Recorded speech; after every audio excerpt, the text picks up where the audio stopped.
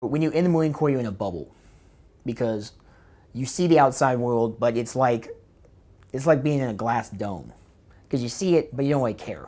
But when you back out of that bubble, it's very hard because outside that bubble, everybody's on their own. Everybody that I served over in Afghanistan with, I consider like family. Any situation like that where your life is on the line on a daily basis, even, when you're training to go to a situation like that, you bond. Here we go.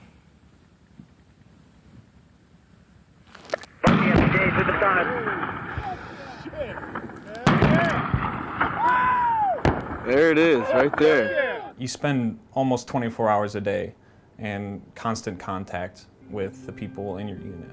You have so much time to talk, share stories, learn about each other, that you know more about them than their family does or their friends do back home. I got out of the Marine Corps because it became apparent to me that the conflicts in Iraq and Afghanistan were coming to a close and that the Marine Corps wasn't going to see any combat deployments. Peacetime Marine Corps and peacetime military generally means that, especially in the infantry, all you're going to do is train for the next fight. But for those guys who have been overseas, who have fought those wars, and all you want to do is go back and fight, it's not really fair. When you get out of the military, immediately you're like, this is awesome, I'm an adult, I can drink, I can do whatever I want, I don't have first sergeant running up my ass. And then, like the fairy tale fate kind of disappears after a couple months, and you realize like, oh shit, I gotta get a job. I gotta figure out what I'm trying to do with my life. A lot of people get out with plans and it changes after they get out. And they get stuck wherever they're at, alone, feeling sorry for themselves, feeling trapped,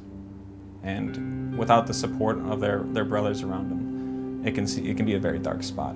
Charlie Company has had more people lost to suicide since we've been back than the whole battalion has to combat losses while we were in Afghanistan. Kletsky, he posted a suicide note on Facebook. In it, he said he had made up his mind and that nobody should try and convince him otherwise. He was so goofy, always smiling and laughing, very distinct laugh.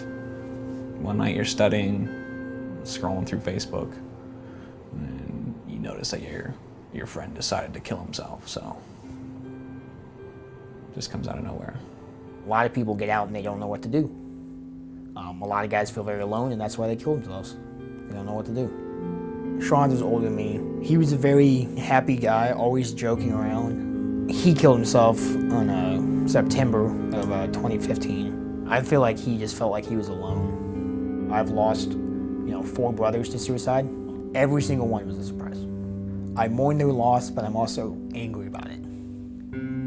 Because they left their family, they left us, they left the possibility of a great life where they could have given back or, made money, had a family, had kids. How is that fair?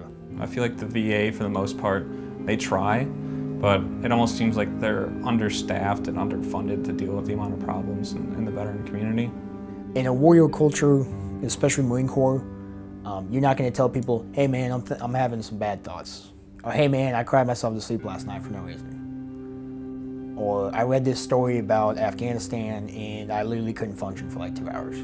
A lot of veterans, they need to understand that it's not weakness to ask for help. Some people do it through religion, some people do it through outside counseling. As long as veterans understand that it's okay to ask for help, I think that the suicide rate will go down.